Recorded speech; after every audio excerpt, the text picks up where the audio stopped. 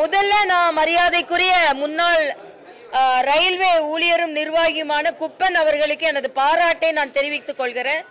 Heat exchangers அப்படின்னு மிக நல்ல ஒரு ஆராய்ச்சி புத்தகத்தை ரயில்வே ஊழியர்களுக்கும் கல்வி பயிலுகின்ற மாணவர்களுக்கும் பொறியியல் மாணவர்களுக்கும் உதவி செய்கின்ற அளவிற்கு ஒரு நல்ல புத்தகத்தை 3 வால்யூம்களாக அவர் வெளியிட்டிருக்கிறார். அவருக்கு முதலில் எனது பாராட்டை தெரிவித்து, அதே போல இந்த நிகழ்ச்சியில் கலந்து கொண்ட சகோதரி சௌமியா அன்புமணி அவர்கள் இதற்கு முன்னால் அவர்கள் ரயில்வே துறையில் எந்த அளவிற்கு முன்னேற்றத்தை கொண்டு வந்தார்கள் என்பதை சொன்னார்கள். இன்று நானும் பெருமையாக சொல்ல முடியும், மரியாதைக்குரிய பாரத பிரதமர் மோடிஜி அவர்களின் தலைமையில் திரு அஸ்வினி வைஷ்ணவ் அவர்களின் மேற்பார்வையில் ரயில்வே அமைச்சராக மிக சிறப்பாக பணியாற்றி வருகிறார். மற்ற நாடுகளை விட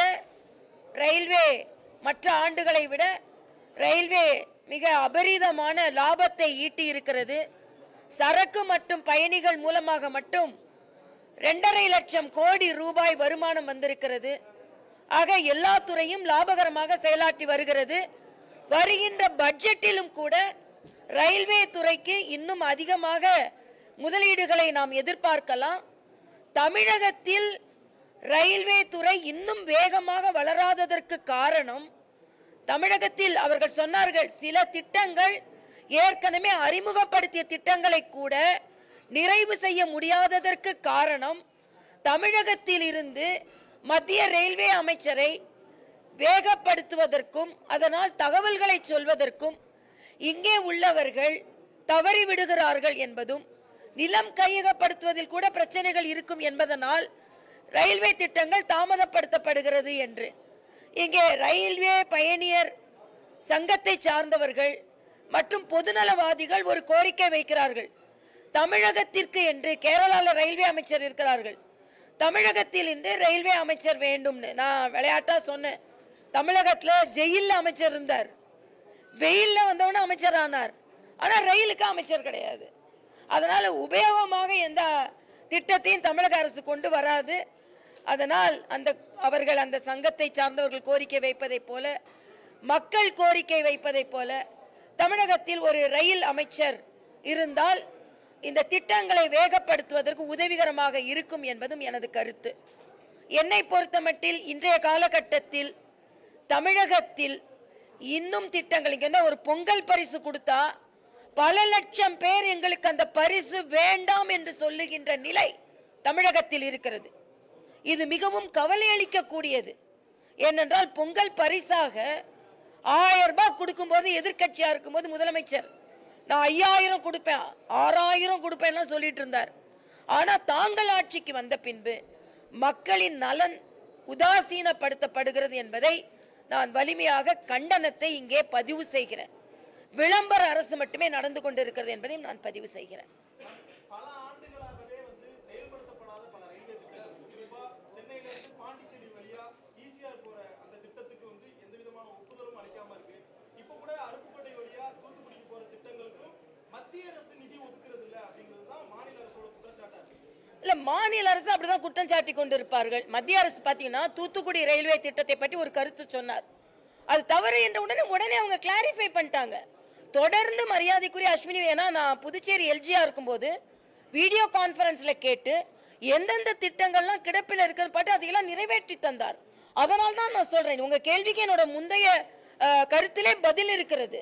வேகப்படுத்தாததற்கு காரணம் இங்கே அந்த சங்கத்தை, ரயில்வே சங்கத்தை சார்ந்தவர்கள் இன்னொன்னு கேட்கிறாங்க, அந்தந்த மாவட்டத்திற்கு ரயில்வே அதிகாரி இருக்கணும், அப்பதான் விரைவுபடுத்த முடியும்னு. கொஞ்சம் வேற மாதிரி யோசித்து சிந்திச்சு செய்யுங்களேன் என்றதான் எனது கருத்து. தமிழக அரசு அப்படிப்பட்ட ஒரு, இன்னைக்கு மீன்வளத்திற்கு கூட ரொம்ப நாளா மீன் பத்தி பேசிக்கொண்டே இருந்தாங்க. நாங்க வந்த பிறகுதான் மீன்வளத்திற்கு என்று தனி அமைச்சகத்தை கொண்டு வந்தோம். அதே மாதிரி சில விஷயங்களை கொண்டு வாங்க அப்படின்னு சொல்றதுதான்.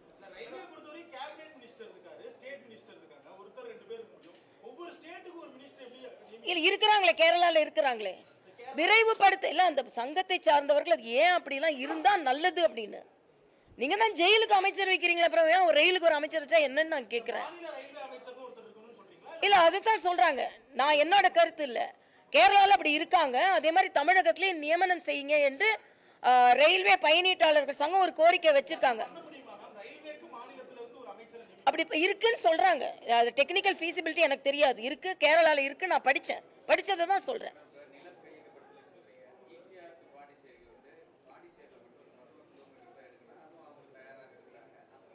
இல்ல, அது ஈசிஆர்ல இருந்து அங்க மட்டும் இல்லையே, தமிழகத்தையும் சேர்ந்துல இணைக்குது. நாங்க ஏர்போர்ட்டுக்கே நாங்க நிலம் கேட்டோம், ஏர்போர்ட்ல தமிழகமும் சேர்ந்து வருது. அதனால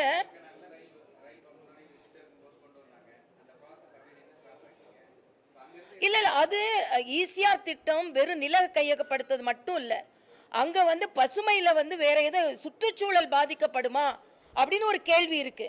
அந்த கடற்கரை ஓரமாக அந்த ஈசிஆர் ரோடுல ரயில்வே திட்டத்தை அமைத்தால் அங்கே பசுமை சூழலுக்கு பிரச்சனை வரும். ஏன்னா நாங்க இருந்ததுனால சொல்றேன், அந்த ஆராய்ச்சியில தான் தாமதப்படுத்தி தர. அதுக்கு கிளியரன்ஸ் கிடைச்சதுன்னா நிச்சயமா அது கொண்டு வரும். அது இப்ப உள்ள நிர்வாகத்தை கேட்கணும். ஏன்னா அங்க இருந்து 1 இயர் ஆயிடுச்சு.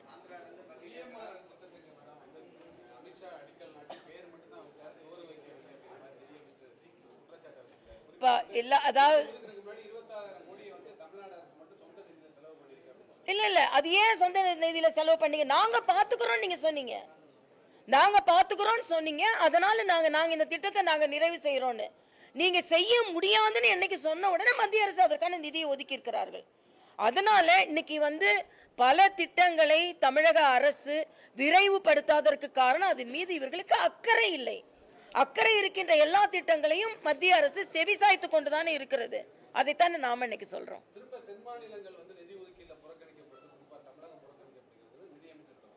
நிதி அமைச்சர் குற்றம் சாட்டுகிறார். 7500 கோடி என்று எல்லா மாநிலங்களுக்கும் ஒதுக்கப்படும், தமிழகத்திற்கு ஒதுக்கப்பட்டிருக்கிறது. தமிழகத்துல இது தொடர்ந்து இந்த குற்றச்சாட்டை வைத்துக் கொண்டே இருப்பார்கள். 1000 ரூபாய் கொடுக்கல, அதனால நாங்க மத்திய எங்களுக்கு கொடுக்கல அப்படின்னு சொல்லி கொண்டிருக்கிறார்கள்.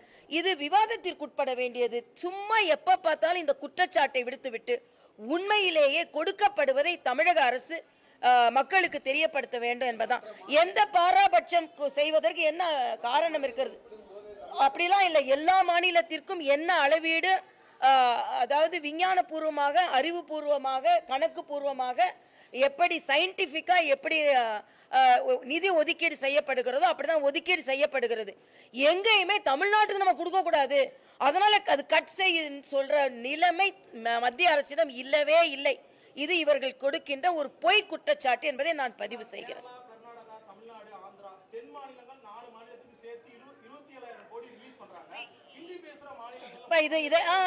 இது நான் ரொம்ப தவறு நான் சொல்றேன்.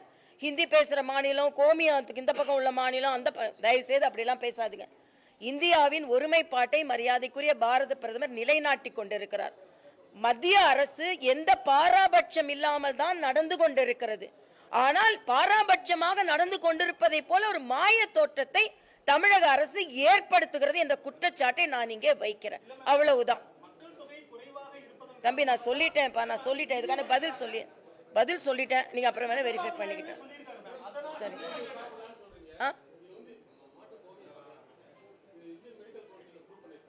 அதாவதுப்பா, இது ஆயுர்வேதம், இது ஆயுஷ் இன்டகிரேட்டட் மெடிசன். இல்ல ஒரு நிமிஷம், இன்டகிரேட்டட் மெடிசன் அது ஆராய்ச்சி பூர்வமாக கோமியத்திட்ட மைக்ரோ ஆர்கானிசத்தை பிரிவென்ட் பண்ற கேரக்டர் இருக்குன்னு கண்டுபிடிச்சிருக்காங்க. அதனாலதான் வீட்டுக்கு முன்னால தெளிப்பாங்க, அது வீட்டுக்கு முன்னால தெளிப்பாங்க. அதனால அது ஆராய்ச்சி பூர்வமாக ஆயுர்வேதத்தில் மாட்டின் சிறுநீர் என்கின்ற கோமியம் மருந்து என்று எழுதப்பட்டிருக்கிறது. அமிர்த நீர் என்று குறிப்பிடுகிறார்கள் அதை. ஆக அந்த மருத்துவத்துல ஆயுர்வேதத்துல அது மருந்துன்னு சொல்லியிருக்காங்க. நீங்க நம்ம தமிழ்நாட்டுல நம்ம சங்க இலக்கியத்துல மாட்டு சாணம் பூசிய முற்றங்கள் சொல்லப்பட்டிருக்கிறதா இல்லையா? அப்ப மாட்டு சாணத்துல உங்களுக்கு கிருமி நாசினி இருக்குன்னா மாட்டு சிறுநீர்லயும் கிருமி நாசினி இருக்கு. அதைத்தானே நம்ம சொல்றோம். எல்லா மிருகங்கள்ல உள்ள நம்ம சொல்லல.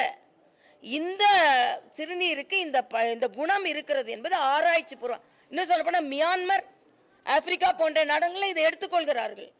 அதனால இது ஒட்டுமொத்தமா புறந்தள்ள முடியாது. இது ஆயுர்வேதத்தில் மருந்தாக சொல்லப்பட்டிருக்கிறது, ஆராய்ச்சி பூர்வமாக நிரூபிக்கப்பட்டிருக்கிறது என்று நான் சொல்றேன்.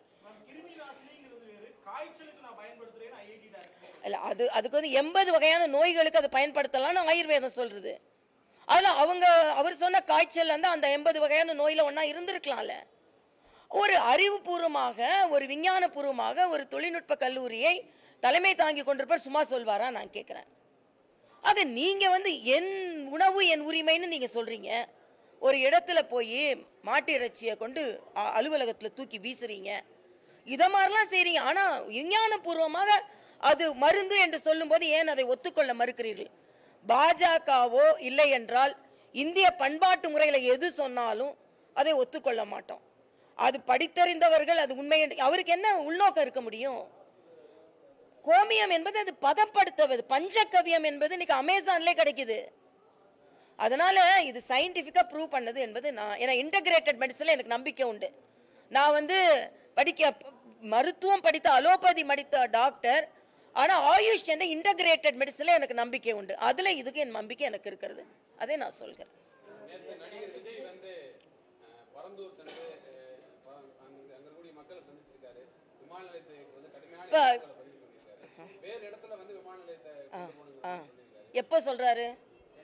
910 நாட்கள் மக்கள் போராடுறாங்களாம். 910வது நாள் இவர் போறாராம். பரந்தூருக்கு பறந்து போனாரா நான் கேட்கிறேன். மறந்து போனாரா? இதுவரைக்கும் மறந்து போன பரந்தூருக்கு திடீரென்று பறந்து போனார்னா என்ன அர்த்தம்? சினிமால நடிக்கும் போது பரந்தூர்ல நம்ம காதுல விழாது. டேக் மட்டும்தான் போகும். இப்ப டேக் ஆஃப் ஆகணும்.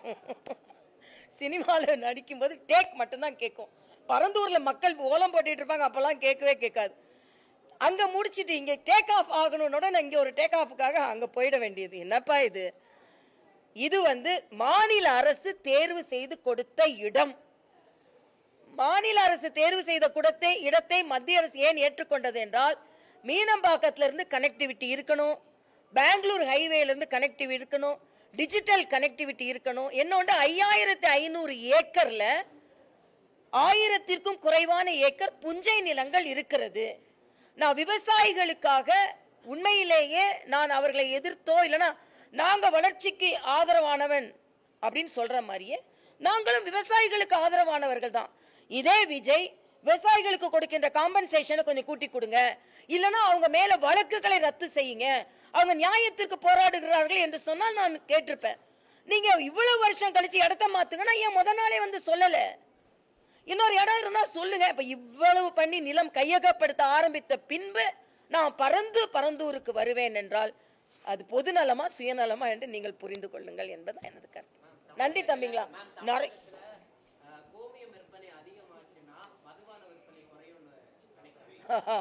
ஒருவேளை அப்படி நினைக்கிறாங்களோ என்னமோ. கோமியம் ஒன்றும் டாஸ்மாக் கூட கெட்டது இல்லைன்னு நான் நினைக்கிறேன். கோமியத்தை குடிக்க ஆரம்பிச்சேன். அதனால டாஸ்மாகை பத்தி கவலைப்பட்டு கொண்டு இருக்கிறார்கள் என்று நினைக்கிறேன். நன்றி தம்பிங்களா, ரொம்ப நன்றி உங்களை எல்லாம் பார்த்தது.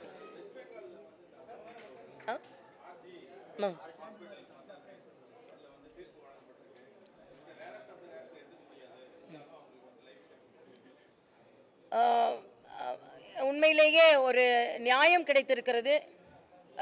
தாமதப்பட்ட நீதி தடுக்கப்பட்ட நீதின்னு சொல்வாங்க. இதுல கொஞ்சம் சீக்கிரமாகவே தீர்ப்பு சொல்லப்பட்டு இருக்கிறது. அதற்கு மக்கள் போராட்டம் ஒரு காரணம். இனிமேலாவது பாலியல் குற்றவாளிகள் திருந்துவார்கள் என்று நான் நினைக்கிறேன். இதுல ஒரு வித்தியாசமான தீர்ப்பு கொடுக்கப்பட்டு இருக்கிறது. தூக்கு தண்டனைனா அவன் செத்து போன அப்புறம் அவனோட கொடுமை அவன் என்ன நடத்தினான்னு தெரியாது. நீ வாழ்நாள் முழுசும் நீ கொடுமையை அனுபவிக்க வேண்டும் என்று ஒரு தீர்ப்பு சொல்லப்பட்டிருக்கிறது. ஆக இதே போல நாடு முழுவதும் உள்ள எல்லா மாநிலங்களிலும் உள்ள பாலியல் குற்றங்கள் வழக்குகள் தீவிரப்படுத்த வேண்டும். தமிழகத்திலும் நேற்று வந்து அந்த கொடூரனை உயர்நீதிமன்றத்திற்கு அழைத்து வந்திருக்கிறார்கள். தீர்ப்பு கிடைக்கணும். இதுல நான் ஒரு இது பார்த்தேன். சபாநாயகர் அப்பாவு தம்பி அப்படின்னு அவர் அழைக்கிறார். தம்பியம். ஆக இதை மாதிரி அரசியல் தலையீடெல்லாம் இல்லாம தீர்ப்பு வர வேண்டும் என்று நாங்கள் நினைக்கிறோம்.